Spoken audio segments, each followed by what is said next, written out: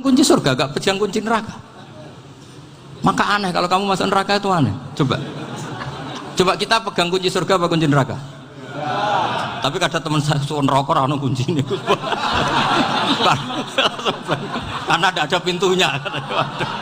Terus saya bilang, kamu kok tahu? Memangnya mau ke sana, kata saya. Saya tidak punya rencana tahu neraka. Karena nanti di antara syafaatnya Quran itu orang kalau mau masuk neraka tidak jadi. Ya nggak apa-apa ya, diatur sendiri. Jadi di antara syafaatnya Quran itu orang nggak jadi masuk neraka. Jadi syafaat itu ada dua, dari neraka diangkat ke surga, dan itu bisa lama itu. Tapi kalau syafaatnya Quran itu yang belum masuk neraka supaya nggak jadi masuk neraka. Karena neraka juga punya aturan, dia juga kena aturan fikih. Jadi, betul ini, saya ada guyon. Jadi kena konstitusi apa? Fikih. Sama tak ceritani syafaatnya Quran itu, ada orang itu beling itu fasik. Itu dihafal surat Tabarok. Hafal betul. Tabarakalladzi biyadihil mulku wa huwa ala kulli syai'in qadir alladzi khalaqal mauta wal hayata. Pertanyaannya gini, boleh enggak orang menginjek surat Baqarah? Boleh enggak? Enggak. Padahal orang hafal Quran itu artinya ayat itu ada di hatinya. Fa inna wa ta'ala la yu'adzibu qalban wa al-Qur'ana. Allah tidak akan menyiksa hati yang menyimpan Quran, yang jadi flash disknya Quran, yang jadi rekaman Quran. Singkat cerita orang ini hafal. Pas ketemu Mungkar Nakir prosedur kan, ini orang fasik mau diantemin sama Mungkar Nakir. Prosedur ya, dia kan prosedur standar. Si surat Tabarok akhirnya menjelma jadi seseorang yang gagah berani. Kamu nggak boleh nyiksa orang ini. Saya ini kalamullah. Kalau kamu nyiksa dia berarti nyiksa saya. Kamu berani sama kalamullah. Wah ya tidak berani jadi Mungkar Nakir. Tapi orang itu nakal, harus saya gebukin. Tapi kata Quran tadi, tapi saya di situ pasti kena saya. Oh debat, nggak ada lajnahnya, ini nggak ikut. Kalau Gus Wirjon ikut jadi lajnah. Kalau jadi lajnah pasti kroninan. Kalau santrinya dimenangkan nanti. Akhirnya debat. Ya sudah kita ketemu Allah. Akhirnya Mungkar Nakir sama Quran tadi surat Tabarok datang sowan sama Allah. Terus kata Allah, memangnya kenapa Mungkar Nakir? Saya harus nyiksa dia karena dia fasik ya Allah. Memangnya kenapa surat Tabarok? Saya ada di situ. Menurut aturan orang tuh nggak boleh injak-injak Quran. Kalau dia nutuk saya, nutuk Quran, itu harus dikasih tahu fikihnya Mungkar Nakir. Akhirnya Allah ngendikan gini ke surat Tabarok. Ya sudah terserah kamu. Kalau terserah pulau Gusti, Mungkar Nakir nggak boleh nyentuh orang ini. Ya sudah selamat. Sehingga terus itu sama baca di termasuk mukjizatnya surat Tabarok di tafsir Ibnu Katsir banyak. Karena tadi logikanya malaikat itu juga kena aturan fikih. Sehingga banyak ulama termasuk Said Muhammad ngendikan pertanyaan Mungkar Nakir itu tidak semua orang kena. Kalau semua orang kena nanti kalau tanya Nabi Muhammad, waman nabiyuka? Kacau kan jawabnya. Nabi kamu siapa? Lu saya ini nabi. Ya kan? Lah nanti kalau pas ketemu Nabi Ibrahim, waman abuka? Jadi repot kan? Makanya ada kiai yang guyon kalau ditanya marab buka, saya ini guru tauhid sembrono. Saya ini ngajar Ummul Barohin, kamu tanya marab buka. Masyhur itu keramatnya Imam Malik itu. Ada ashabu Malik, rajulun min ashabi Malik. Beliau ditanya Mungkar Nakir marab buka manabiuka. Imam Malik datang, ini seumur-umurnya itu ngajar tauhid. Kok kamu bedai enggak sopan kamu? Nah, kita berharap barokah sampean ngaji nanti itu. Malaikat itu anak sungkane gitu. Jadi dan saya meskipun guyon itu serius. Bedanya orang alim sama ndak itu di situ. Kalau orang alim itu guyon itu masih bener, masih serius. Coba saya bacakan ayatnya. Ala inna auliya Allahi la khaufun alaihim wa lahum yahzanun. Terus lahumul busyra fil hayatid dunya fil akhirah. Artinya kalau Mungkar Nakir dengan penampilan garang gitu, berarti ada ketakutan apa enggak? Ada, padahal ciri utama walinya Allah tidak ada ketakutan. Makanya itu termasuk dalilnya Sayyid Muhammad, tidak semua orang alami seperti itu karena wali-wali itu la khaufun alaihim wa lahum yahzanun. Wah anak kiai ketemu karena kerja buat tidur wedek. Iku dreseke ora kok pertanyaan itu, nak konan santri piye? Lho isen wis kiai dihanjuti Mungkar Nakir. Malu gak kira-kira? Mesti pelengahan konan santri piye. Nak jawabannya gampang karena pernah ngajar tauhid. Makanya Sayyidina Ali ini cerita ini ada di kitab Nurul Dholam. Sama di kitab Nurul Dholam karangannya Syekh Nawawi Banten. Itu Sayyidina Ali itu ya, andai kan orang biasa mungkin ya agak-agak hasut, tapi ini wali gak boleh kamu katakan hasut. Dia itu mangkal sama Umar. Orang kok setiap orang pernah dibentak. Apa dia berani bentak Munkar Nakir? Penasaran dia. Bagaimana perangnya Umar itu berlanjut enggak gitu kira-kira. Akhirnya minta, ya Allah saya minta kasyaf. Ya karena yang minta Sayyidina Ali karena mau wajah dituruti sama kasyaf. Dilihat Sayyidina Umar pas meninggal itu. Jadi hasud itu ya kadang penting asal baik. Loh betul bahasa Kanjeng Nabi kadang la hasada illa fisnaten. Itu Nabi bahasakan ya hasad.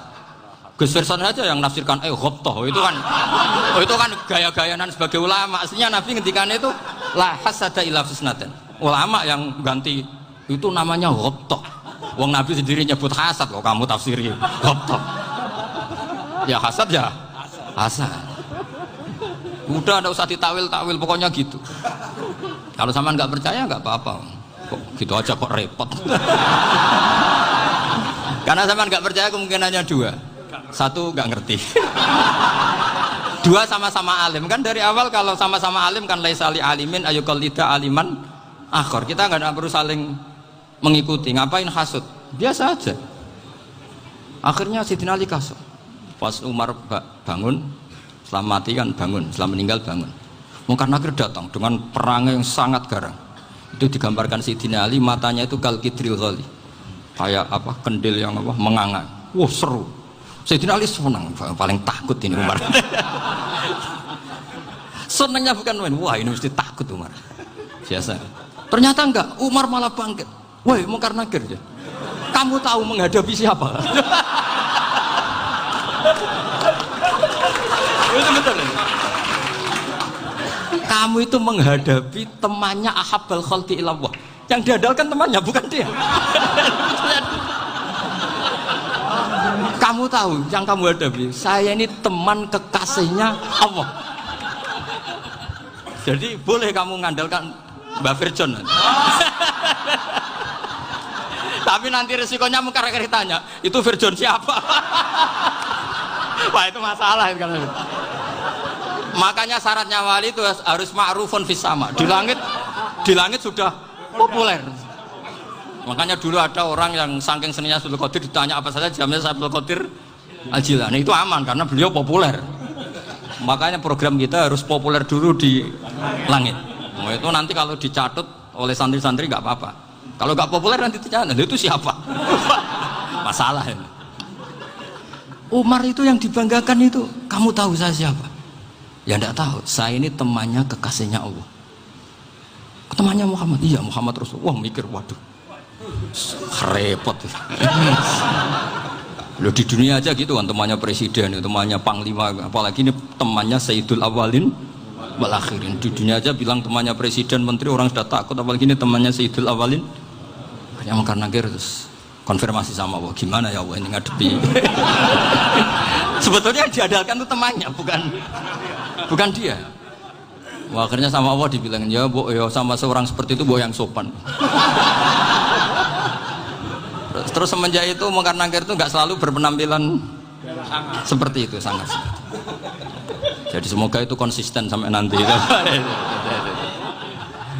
Jadi kamu kalau ingin nggak takut Munkar Nakir, jadi wali.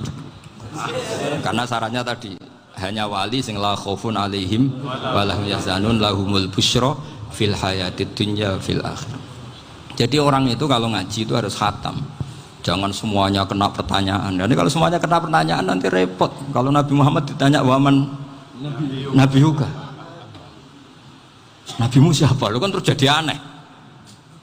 Jadi makanya ngendikane Sayyid Muhammad semua ulama lah, nggak ada am kecuali ditaksis. Kecuali sifatnya Allah, misalnya bikulli syai'in alim ya benar-benar bikulli syai'in.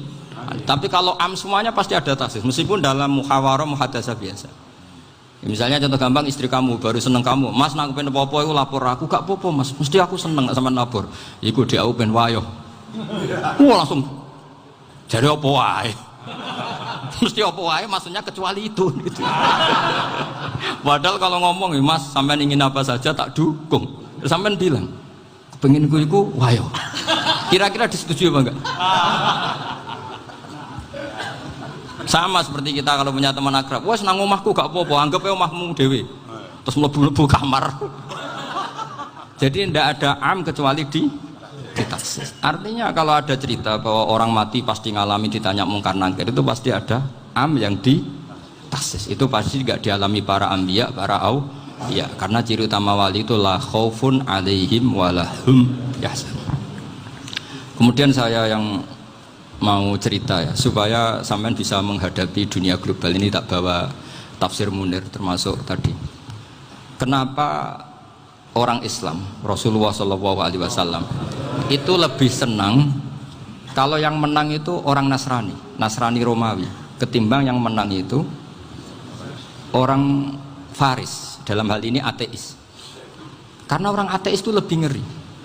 Sebetulnya beberapa penemuan sains, terutama di ilmu medis, itu orang Amerika, kayak cloning. Tapi orang Amerika itu masih dilarang oleh gereja untuk mengaplikasi. Karena nanti bayi cloning itu dipakai suku cadang. Di Amerika masih ditentang oleh fatwa-fatwa agama, baik Islam maupun Kristen. Tapi di Cina itu dipraktekkan, karena nggak ada halangan agama. Di Cina itu biasa ada kondom diolah lagi jadi alat-alat aksesoris. Di Amerika tidak ada karena masih ada agama, masih ada larangan. Sehingga orang Islam itu lebih takut kalau yang menang itu Persia, karena terus cara berpikir ternyata Tuhan itu tidak ada, langit nggak ada perannya. Jadi ketika yang menang Nasrani masih berpikir itu pertolongan Tuhan, meskipun mungkin cara mengatakan Tuhan beda dengan kita. Tapi ada satu kesamaan bahwa kekuatan samawi itu ada. Jadi disebut ghulibatir rum fi adnal ardi wa hum min ba'di ghalabihim sahlibun. Di sini diterangkan oleh Syekh Nawawi supaya kamu tidak salah paham. Sebetulnya kamu katakan misalnya wah itu paham liberal, sebenarnya saya tidak tersiksa. Cuma takut yang mengatakan seperti itu cek goblokir atau ngaji gitu. Itu aja masalah saya. Ini saya baca ini karangannya Syekh Nawawi, karena tadi kata Mbak Firjon ngaji itu harus sama orang bersanad. Saya ini kalah sama beliau itu berkali-kali. Secara nasab saya harus manggil Mbah. Secara silsilah ilmu saya juga kalah lagi. Saya sering disewani sama cucu-cucu Syekhona Khalil. Kiai Siddiq itu termasuk murid dekat beliau, Syekhona Khalil. Kalau itu berarti kan Gus Firjon, Ahmad, terus Mbah Siddiq. Mbah Siddiq ngaji Syekhona Khalil. Syekhona Khalil itu pernah ngaji langsung sama Sayyid Zaini Tahlan. Berarti beliau dari Sayyid Zaini Tahlan itu baru generasi kelima. Sementara saya itu sudah ke-7 atau ke-6. Saya, Mbah Mun, Mbah Karim misalnya, Mbah Hashim, Mbah Mahfud Termas, Sayyid Abi Bakar Sato, yang ngarangnya Anatul Thalibin, baru Sayyid Zaini Tahlan. Berarti saya ke-7, kalah lagi. Tapi untuk jadi wali biasanya cepat saya. Karena syaratnya jadi mbah itu ngalah demi putu. Jadi kalau beliau ngotot, saya dulu Gusti, saya mbahnya. Wah itu mbah yang nggak baik. Pasti jatahnya dikasihkan apa? Cucunya dulu. Makanya Abdul Muthalib itu orang yang dapat wangsit, tapi yang jadi nabi itu cucunya. Jadi dalil saya banyak. Sebenarnya Abdul Muthalib itu sudah sering dapat wangsit. Karena saya bahasakan wahyu, Nabi yang protes, enggak nabi kok dapat wahyu. Tapi sebetulnya Abdul Muthalib itu masyhur. Kalimat-kalimatnya menunjukkan bahwa beliau itu sudah dapat wahyu kalau nanti cucunya itu jadi nabi. Makanya senangnya bukan main Abdul Muthalib sama Rasulullah. Putu seneng, mbah seneng putu. Jadi mungkin, jadi sampean enggak usah protes loh. Yang jadi wali kok cucunya. Dulu betul. Dulu Mbah Hamid Pasuruan itu kalau Mbah Ahmad Siddiq ke sana, Mbah Hamid Pasuruan kalau manggil Mbah Ahmad Siddiq itu paman. Tapi pamannya minta ijazah ke ponakan. Apa ya gara-gara itu memang. Kalau itu masih berlaku apa? Ngalah tadi. Kayaknya masih apa? Hawane masih. Karena melihat tren-tren langit masih gitu kayaknya masih. Masih itu. Ya, tapi mbahnya tetap dapat jatah, tenang saja nanti. Tapi memang sebaiknya mbah itu legowo. Rasulullah Muhammad SAW itu terkenal min dzurriyyati Ibrahim. Tapi kata Rasulullah, ana dakwatu Ibrahim wa bisyaratu Isa. Aku nganti ngene iki barokah dongane Nabi siapa? Ibrahim. Jadi dongane Nabi Ibrahim ya tiba teng putu. Jadi banyak bukti bahwa jatuhnya aku putu gitu. Tadi saya di kamar sama beliau berduaan. Nih Mbah jadi wali di sini, aku bebas. Cocokan tadi. Nah, kenapa saya akhir-akhir ini gulirkan daftar wali? Kenapa? Saya ini resah ya, orang sudah ingin dicintai pejabat, dicintai tetangga, dicintai teman. Tapi kadang-kadang orang lupa lagi dicintai Allah. Makanya saya meskipun guyon, tapi ini amdan, bukan sahwan. Supaya orang punya cita-cita lagi jadi wali, ingin dicintai Allah. Kita ini terlalu lama ingin dicintai makhluk. Mbok ya naik kelas sedikit lah. Ingin dicintai Allah Subhanahu wa Ta'ala. Meskipun saya guyon, tapi tadi guyon saya tuh lebih serius ketimbang serius Anda. Karena tak pikir tuh. Saya tuh kalau pergi itu seneng ngebis, bukan karena saya tidak punya mobil, tapi saya sering mau butuh itu supaya nggak diganggu. Karena saya tuh harus punya waktu sendiri. Kalau bis kan ketemu orang nggak kenal, tapi sekarang ya agak susah, banyak yang kenal. Dan susahnya lagi nggak minta ijazah, minta foto. Aduh, repot tuh. Mau dibenci itu umatnya Rasulullah Shallallahu Alaihi Wasallam. Mau disetujui itu sanatnya mana? Kalau ketemu orang alim minta apa? Foto. Itu nggak ada sanatnya. Nggak tahu saya itu mazhab dari mana itu. Ya mazhab milenial yang jelas itu kan.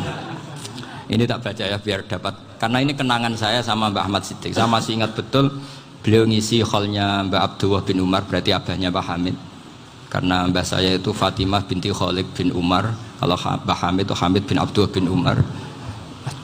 Itu saya masih ingat betul zaman itu Mbah Hamid setiap hall di Lasem itu rawuh dan saya derek nembah saya karena masih misanan datang ke Lasem. Itu beliau pas itu ngisi sama Mbah Mun. Mbah Mun masih muda, Ki Ahmad Siddiq sepuh senior. Itu beliau cerita bahwa dulu ketika Indonesia dijajah Jepang itu para kiai mimpi dibacakan ayat ghulibatir rum fi adnal ardi wa hum min ba'di ghalabihim. Terus ada kiai yang tanya, takwilannya gimana? Ya nanti Jepang pulang bukan karena kita yang mengalahkan, tapi Jepang ada yang mengalahkan sendiri, meskipun tidak kita. Kayak dulu Faris tidak dikalahkan Islam, tapi dikalahkan Romawi, tapi yang senang umat Islam. Wa yauma idzi yafrahul mu'min. Itu luar biasa ulama-ulama kita. Delalah kejadiannya Indonesia seperti itu. Yaitu kita tidak mengalahkan Jepang, tapi Jepang pulang sendiri karena dikalahkan apa? Sekutu. Ya ini saya baca. Ini tidak usah dicek bacanya bener apa enggak, sudah aman apa? Aman. Karena kalau saya salah itu ya sengaja. Artinya ya sengaja saja. Ya biasa maksudnya. Saya kemarin ngisi di Pondok Peloso, di Pondok Al Munawir Jogja. Salah itu ada dua. Ada salah memang benar-benar salah. Itu enggak apa-apa, bisa dimakfu. Karena mesti sangke wong goblok salah yang terus itu.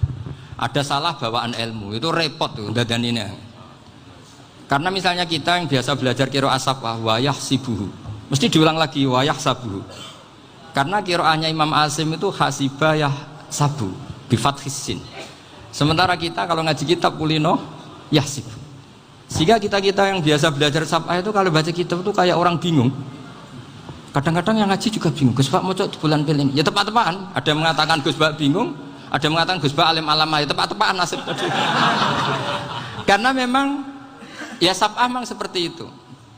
Misalnya kufuan itu Imam Asim baca kufuan. Tapi beliau punya murid namanya Syu'bah. Itu kalau baca kuf'an. Makanya kita itu, ini kan khataman Quran ya. Jadi saya menyinggung sedikit tentang qiraah sab'ah. Tadi beliau juga sudah tak kasih kitab saya Hifdzuna Liyadal Mushaf. Sama tak ajari latihan sab'ah. Memang angel ya. Makanya yang nggak bisa itu wong pinter. Sudah tahu angel ya nggak usah diteruskan kan. Orang menghindari barang angel itu pinter apa goblok? Pinter. Berarti wong goblok pinter. Saya tuh makanya sama orang goblok tuh respect. Jadi orang alim tuh angel apa gampang? Angel. Menghindari barang angel pinter apa goblok? Loh, orang menghindari barang angel pinter apa goblok? Pinter. Berarti wong goblok pinter. Jadi saya sama orang-orang goblok itu respect. Sudah tahu jadi orang alim angel ya barang angel ya harus dihindari. Makanya saya ini insya Allah umatnya Nabi yang termasuk yang terbaik. Amin. Karena mencintai umatnya Nabi termasuk yang goblok. Itu tidak gampang itu. Karena tadi sudah tahu ya. Seperti itu loh orang naik panjat pinang itu yang naik karena ingin hadiah. Yang nonton sudah tahu wah licin kok dinaikin mau keplodok ya. Tapi orang sepakat yang nonton juga pinter karena sudah tahu ribet kok. Tuku yang pasar kena lah apa mana. Sama juga gitu. Ngalim tafsir angel, ngalim fikih angel. Tak karek ngaji ngerekam kan gampang. Itu pinter apa goblok? Pinter. Iya. Makanya kula niku mbok burohno ngono tok. Saya tadi dinasihati Mbak Firjon, moga-moga hati saya selamat. Saya itu meskipun kata orang banyak, muhibbin saya banyak, tapi saya insya Allah tidak riya. Saya itu pakai kitab namanya Tasbitul Fuad, itu karangannya Said Abdul Haddad. Ketika beliau punya muhibbin banyak ditanya, bagaimana ya Habib Anda menjaga hati Anda? Jamnya Said Abdul Haddad itu unik. Innama azzamu Allah. Mereka itu sebenarnya menghormati Allah. Cuma butuh sarana, dan itu saya. Jadi saya tahu sampean semua itu mencintai Quran, mencintai sunnah Rasul, mencintai hadis-hadis Rasul. Cuma sampean kan karena nggak paham, terus manfaatkan saya. Jadi sebenarnya saya ini korban. Korban. Jadi saya mau riak gimana? Korban kok mau. Bangganya di mana tuh? Coba sampean misalnya ngaji tafsir, belajar sendiri kan susah. Terkibnya susah, maknanya susah, bahkan beli kitabnya kadang nggak kuat. Loh, untuk jadi alim tafsir itu kan harus beli kitab. Loh, saya sering belajar kitab itu jutaan. Tafsir Tobari, saya pernah beli kitab Fakhrur Razi itu berapa coba? 27 jilid. Karangannya Fakhrur, belum karangannya ulama modern, Imam Sya'rawi. Itu berapa jilid? Itu jutaan. Saya kemarin juga dihadiahi kitab Pak Quraish Shihab namanya Faidul Bari fi Syarhil Bukhari. Pak Quraish Shihab yang terkenal. Dia sering diskusi sama saya. Saya ngasih hadiah beliau ngasih hadiah saya. Oh itu harganya nggak kuat. Tidak kuat kadang di Indonesia nggak ada coba. Dan sama orang hebat menghindari kesulitan itu. Nah kesulitan itu, sebab ngaji ikut, kalau nggak paham dirukok rekamannya sudah gitu. Pinter mana sampean sama saya? Pinter sampean kan? Bikin sosis susah, beli aja kok repot kan? Nah, makanya nggak boleh orang bilang, wah aku goblok reso tafsir, aku wong pinter. Makanya nanti kalau saya ketemu Nabi tidak termasuk orang yang mentahkir orang Islam. Kafabil mari isman ayah kira akhahul muslim. Jadi cukup orang itu dosa kalau menyepelekan orang Islam, termasuk darani sampean goblok itu dosa. Caranya nggak darani goblok ya tadi di logika tadi. Alim itu angel, gendari angel itu pinter, berarti wong bodoh pinter ya sudah gitu. Tapi tetap bodoh. Tapi ini satu cara untuk saya respect gitu. Coba orang yang ngaji tafsir saya banyak, mungkin ribuan. Itu sebetulnya mencintai Quran. Karena Quran adalah kitab suci yang panduannya umat Islam. Sangat mencintai Quran. Terus kemudian mereka nggak paham. Terus mencari orang yang memahamkan. Burohno lah cara Jawane. Terus keren saya itu di mana coba? Lah terus mereka kurang ajarnya gini, kalau paham itu ya alhamdulillah paham. Kowe nak ngaji Gus Bae ngono tok. Tapi nek ora paham, ora nyalano akale. Mari Gus Bae nerangno cepet, mulane gak paham. Ora kok nyalano teke sing lelet tuh. Oh kan Masya Allah, naudzubillah tenan. Sebetulnya tingkat kurang ajarnya tinggi Gus sebenarnya. Jadi kalau nggak paham itu kadang nggak nyalahno uteke. Kayak mau misalnya, mau mari mikir aja jelas. Padahal misalnya jelas orang mesti paham, bodoh. Paham? Jadi kata Said Abdul Haddad, innama azzamu Allah. Sebenarnya mereka itu sangat menghormati Allah. Makanya kita nggak perlu mengatakan wasilah itu kafir, nggak akan. Karena orang tawasul sama Rasulullah itu ingin dapat ridhonya Allah lewat orang yang dicintai Allah.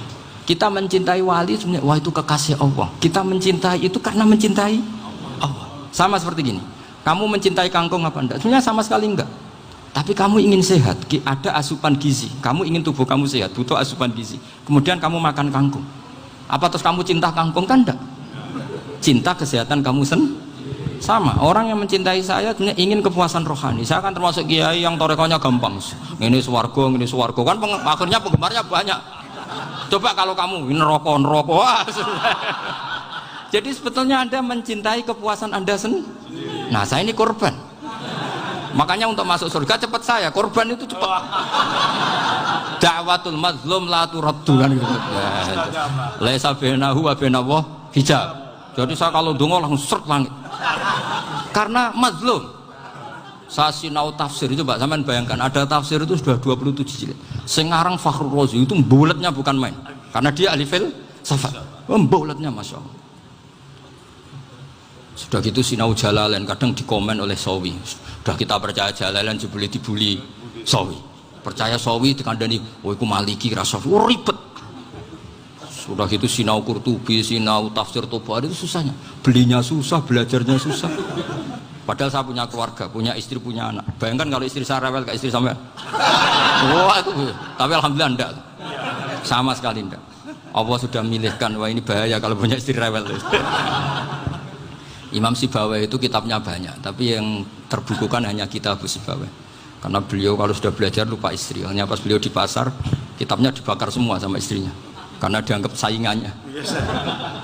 Ternyata yang dicerai tidak kitabnya, malah istrinya. Itu Imam siapa?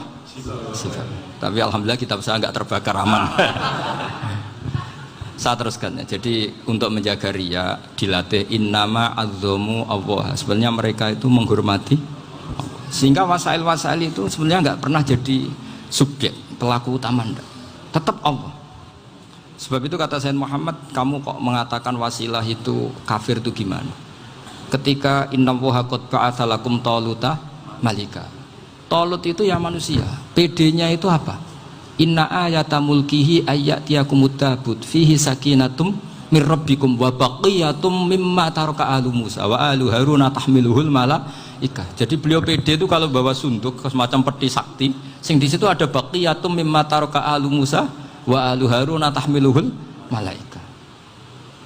Ya kayak semacam jimat. Tapi saya bukan mensyariatkan jimat enggak, karena nanti banyak penjual yang pembohong juga gitu loh. Cuma cerita, kamu tidak usah mengatakan kafir. Dulu Talut PD-nya kalau bawa sunduk semacam peti kesaktian yang di situ ada baqiyatum mimma taraka alu Musa wa alu Haruna tahmiluhul malaika. Sehingga Khalid bin Walid meskipun beliau sahabat dan menyaksikan wajah Rasulullah SAW, itu bawa sya'aratun min sya'aratihi Rasulullah SAW, bawa rambutnya Nabi. Perang kemana-mana itu diletakkan di pecinya. Nanti sama tanya lagi, masa pakai peci Khalid bin Walid ini? Wah panjang, sampai itu repot. Sampai tak warai ngaji usul fikih. Usul fikih itu kalau ngaji itu ada istilah tangkihul manat. Ini mesti ini wilayah yang kita bisa berdebat sama Mbah Firjan. Dulu itu musuh saya karena saya makili Anwar, beliau makili Peloso. Tapi tahu-tahu kalah tua terus saya mengundurkan diri. Di fikih itu ada istilah, ada tangkihul manat, ada tahqiqul manat, ada tangkihul manat. Tangkih itu kira-kira gini, lafadz hadis itu dibuang sekian untuk tahu bahwa itu madarul hukmi. Misalnya gini, tak beri contoh paling gampang. Sama harus paham, kalau nggak paham nggak pinter-pinter. Ja'a a'rabiyun ila Rasulillah sallallahu alaihi wasallam. Ya karena ini menghormati Mbah Ahmad Siddiq, beliau orang alim, jadi ngaji ini tetap ada suasana alim. Ya harus ada suasana alim. Nggak perlu jadi orang alim tadi, susah. Sudah ngedari susah itu pintar. Sudah itu aja. Jadi orang alim susah, ngedari barang susah pintar. Berarti orang tidak alim pintar. Nah, meskipun tetap sudah kita itu pegangi sampai mati nanti. Loh, jadi orang alim itu repot. Itu kata Imam Ghazali, kalau orang alim kalau mau masuk surga itu sama Allah nggak boleh. Kif, kamu nggak boleh langsung masuk surga. Coba cari umat kamu, syafaati dulu. Lah saya takut nyari sampean tidak bisa kembali. Saya tidak punya rencana itu. Pokoknya mau masuk. Boleh sampean kuaduan. Aduan balik raroh dewe, wah repot nanti saya. Berat jadi orang alim itu berat. Ya saya teruskan ya. Ada tangkihul manat. Ja'a a'rabiyun ila Rasulillah sallallahu alaihi wasallam. Faqala ahlaktu wa ma ahlakaka qal waqa'tu imraati fi nahari Ramadan. Ya dan kita, saya ini rusak ya Rasulullah. Kenapa? Karena saya menjima istri saya fina hari Ramadan. Terus kata Nabi, kamu harus bayar kafarah. Kenapa Nabi kafarah? Puasa 2 bulan. Wong baru 1 hari aja terjadi gitu kok disuruh puasa 2 bulan. Ya tidak kuat ya Rasulullah. Baru berapa hari saya puasa aja kecelakaan seperti itu. Apalagi kalau sampai 2 bulan. Tidak ya Rasulullah. Ya sudah kalau gitu kamu pertama ngasih makan apa? Itqu raqabah kan, pertama merdekakan budak. Tapi kan sekarang nggak ada budak, makanya terus sekarang langsung puasa. Wah ini nggak bisa semua. Ya sudah ngasih makan orang 60. Kasihkan siapa ya Rasul? Ya orang fakir. Saya ini paling fakir. Di kampung saya ini orang paling fakir. Jadi mulai dulu orang fakir itu hubungan suami istri itu paling lancar. Mulai dulu. Makanya orang fakir itu anaknya banyak. Karena hiburannya hanya itu. Wong Ramadan aja. Coba mau ke ATM nggak punya uang, mau antri di bank nggak punya, mau apa coba? Itu mulai dulu. Ini sanatnya mutasil. Wah, akhirnya sudah sanksinya kan tadi ya idku raqabah atau puasa 2 bulan berturut-turut atau ngasih makan 60 orang miskin. Lalu kata ahli usul fikih, kata Arabi dibuang, nggak menjadi catatan hukum. Orang kota pun kalau melakukan itu juga kena sanksi yang sama. Imro'atau juga dibuang. Andai kan itu dilakukan untuk amatnya juga ketentuannya sama. Nah sekarang perdebatan antara Imam Syafi'i dan Imam Malik begini. Sekarang pertanyaan gini, jima istri itu hukumnya boleh apa haram? Boleh kan? Lalu kalau ada orang tanpa udzur kemudian makan siang-siang, cara Imam Malik hukumnya sama, harus kena sanksi yang sama. Karena sama-sama hadku hurmati Ramadan bi ghairi udzrin syar'iyyin. Sama-sama merusak hukum Ramadan tanpa udzur syar'. Lo jima itu tidak zina. Kan hukumnya jaiz. Nah, sekarang makan hukumnya jaiz, harusnya juga kena ketentuan yang sama. Cara pikirannya Imam Malik. Nah, alhamdulillah Imam Syafi'i gak setuju. Wah, cara setuju repot. Bahkan orang-orang Syafi'i sudah punya khilaf, kalau gitu minum dulu. Iya, biar gak kena. Iya, biar iftarnya pakai minum. Setelah minum baru jima kan. Ya. Ini sudah menyiapkan khilafnya. Ini khas Syafi'i ini, bongsong rekayasa hukum. Nanti bisa belajar jauh cara ngakali hukum. Makanya guyonan yang masyhur Gus Dur itu gitu. Ada seorang kiai atau Gus lah, ya punya salah, namanya manusia kan punya salah, entah cangkruk entah apa, pokoknya punya salah. Ada wartawan yang ngiranya semua kiai itu orang suci, sehingga tanya sama Gus Dur, Gus itu ada kiai kok, ya pokoknya salah lah. Tapi jangan bayangkan dosa besar, enggak, kecil-kecil aja. Itu gimana itu? Padahal kiai kan orang suci. Jawabnya Gus Dur lucu. Ya justru yang boleh salah itu para kiai. Kalau kamu nggak boleh. Loh, kok bisa Gus? Karena mereka tahu caranya tobat. Repot. Kalau kamu nggak tahu caranya. Sama pelanggaran hukum itu ya harus pakar-pakar hukum. Ya. Itu yang tahu caranya rekayasa. Kalau kamu ya kena pasal kan ya. Jadi kamu jangan niru saya ini punya sekian cara untuk kembali. Nah, itu namanya khilah. Makanya kata Sayyid Muhammad, kamu tidak usah anti khilah. Karena Abu Hanifah itu membolehkan khilah, kita abul khiyal. Yang penting kamu soleh dulu. Setelah soleh nanti Allah maklumi. Soleh dulu, syaratnya soleh dulu. Kalau tidak soleh jangan. Contohnya gini, ada orang mau puasa lemes sekali, mau makan.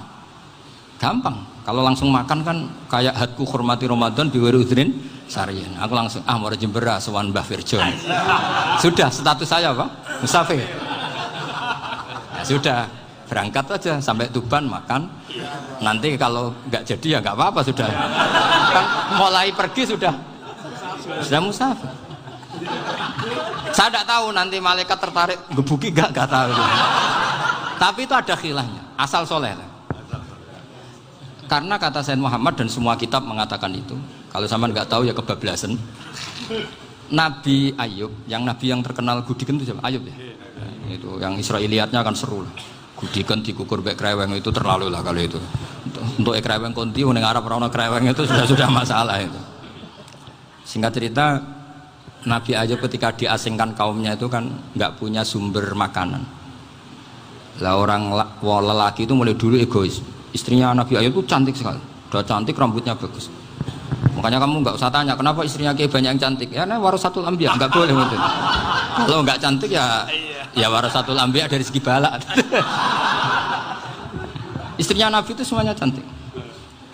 Nggak usah tanya sebabnya apa, pokoknya gitu, semuanya cantik. Singkat cerita, beberapa kali istrinya Nabi Ayub itu kerja demi bisa nafkahi Nabi siapa? Suatu saat itu tidak ada pekerjaan yang cukup untuk beli roti. Satu-satunya peluang dapat rezeki itu putrinya raja itu rambutnya berondoli. Terus ada sayembara siapa yang rambutnya bagus mau dibeli. Sampai rambutnya istrinya Nabi Ayub itu dijual. Nabi Ayub tersinggung karena itu mengurangi kecantikan. Jadi lelaki mulai dulu gitu. Udah nggak urun kalau istrinya nggak cantik itu komplain. Itu khasnya lelaki. Jadi kalau kamu gitu ada sanadnya juga, tenang saja ya. Komplain ya pegawai itu. Saking mangkelnya Nabi Ayub terus ngendikan la adriban naki mi'ata sautin. Kamu akan saya pukuli dengan mi'ata sautin atau dengan 100 cambukan. Atau mi'ata dikhtin atau mi'ata apalah sesuai konteks zaman itu. Engko namuni pecut tuku konti kok ribet lagi. Singkat cerita akhirnya ketahuan bahwa istrinya menjual itu demi Nabi Ayub. Allah nggak ridho kalau kekasihnya yaitu istrinya Nabi Ayub wis perjuangan kayak gitu malah kena hukuman. Tapi Allah juga nggak ingin kekasihnya yang bernama Ayub melanggar sumpah. Padahal beliau sudah sumpah, wallahi demi Allah nanti tak pukul dengan 100 kali. 100 kali dengan lidi lah misalnya, contoh yang gampang tuh lidi. Akhirnya sama Allah dikasih satu solusi. Wa khud biyadika dikhtan fadrib bihi wala tahnas. Ya sudah, lidi itu ikat jumlahnya 100. Terus pukul sekali saja. Anggap saja sudah 100. Iku pangeran sing wari ngakali ngono iku pangeran. Tapi syaratnya soleh. Syaratnya soleh. Jadi kalau kamu anti khilaf berarti anti ajarannya Allah di ayat itu. Wa khud biyadika dikhtan fadrib bihi wala tahnas. Itu dulu ada, ini cerita di Ithaf. Ini cerita terakhir. Ini sudah, sama jangan nama sudah. Terus pengumuman tadi yang nggak pernah sepuh ngutang saya itu haram tadi. Karena tadi saya punya kewajiban di rumah yang bisa menggugurkan ya kewajiban yang lebih besar. Lebih besar itu ya tadi bisa pernah guru, pernah sepuh. Yang jelas nggak umur. Umur sampean menangkap itu. Tua serepet itu. Ada raja itu ganteng kaya, senengannya nikah perawan cantik. Oh, itu semua kampung mesti kenal. Mungkin digilir atau gimana pokoknya. Suatu saat ada pemuda suka sama perempuan yang di kampungnya, cantik sekali. Kemudian pemuda ini ternyata pekerja di kerajaan itu. Tiap hari ditanya, wah itu yang di kampung yang cantik siapa? Mau saya nikahin gini. Wah bahaya ini saingannya raja. Jadi yang dibidik pemuda tadi itu saingannya.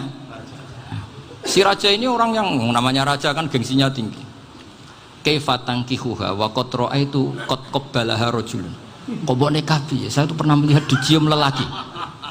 Wah, gak mau. Gak gelem wis kadung ditambung lan waqat qabbalaha rajulun. Saya pernah melihat sendiri qabbalaha rajulun, dicium oleh lelaki. Wah, sudah gak minat raja langsung gak keren. Suatu saat pemuda tadi nikahi perempuan itu. Rajanya marah-marah, kamu lelaki gak punya harga diri gini. Gak punya selera, gak punya harga diri, sudah pernah dicium orang kok tetap dinikah. Terus bilang ke raja, ta'rif manir rajul, lelaki itu siapa? Abuha. Kamu tahu lelaki itu siapa? Sopo? Abuha. Bapaknya. Saya kan hanya bilang rajulun. Pernah dicium lelaki. Lah pikirannya raja itu lelaki kue-kue ngene iki. Tapi butuhnya canom mau rojo ben gak sido itu aja tuh. Baru kayak digulirkan gitu wakot kebalah rojulun. Wah nggak mau. Setelah itu suatu saat pegawainya tadi nikahi perempuan. Kamu gak punya harga diri gini. Kamu tahu mandir rojul apa abuha? Wah nak ngono aku gak poho. Lah monggo sakniki wis bojo kula. Ora trimo wis diambung wis macam-macam. Lah itu namanya khilah. Apa? Khilah. Kalau di Balaghah disebut tauriyah atau apalah. Tapi saya tidak ngajari sampean seperti itu. Sudah pinter sebelum saya ajarin. Bangsa ngakali kan sudah pinter. Ya ini terakhir tak baca Arabnya saja nanti. Bismillahirrahmanirrahim. Biar dapat barokahnya Syekh Nawawi juga barokahnya guru-guru. Bismillahirrahmanirrahim. Wasababu nuzuli hadil ayati annahu kana baina farisa war rumi qitalun wa kanal musyrikuna yawadduna antaghliba farisu ar-ruma. Li anna farisa kanu majusiyan ummiyin wal muslimuna yawadduna ghalabatar rum ala faris liqaunihim ahla kitabin. Jadi zaman dulu orang Islam lebih senang kalau yang menang itu orang Nasrani. Kalau bandingannya ateis. Karena bagaimanapun percaya kekuatan langit. Sementara orang ateis sama sekali tidak percaya kekuatan. Apapun bedanya kita dengan Nasrani itu ada kesamaan, yaitu percaya adanya kekuatan langit. Sehingga ketika orang Romawi kalah itu orang Islam ikut susah. Paham ya? Makanya ini tak baca biar sampean enggak macam-macam pikirannya. Fab'atha Kisra saat terusnya ya pokoknya seperti itu. Akhirnya Rasulullah SAW berdoa lebih seneng yang menang itu Rom karena ahli kitab. Artinya apa? Kemenangan ahli kitab adalah kemenangan makhluk atau hamba Allah yang mentautkan kekuatan kita di bumi dengan kekuatan langit. Makanya saya berharap selain kita ikhtiar medis, kita harus memperbanyak istighfar. Bagaimanapun semua itu dari Allah Subhanahu wa taala. Kita menghormati negara dengan ikhtiarnya, tapi saya mohon sekali kita juga istighfar, karena semua itu juga ditentukan oleh Allah, oleh langit. Ya, saya kira demikian. Assalamualaikum warahmatullahi wabarakatuh.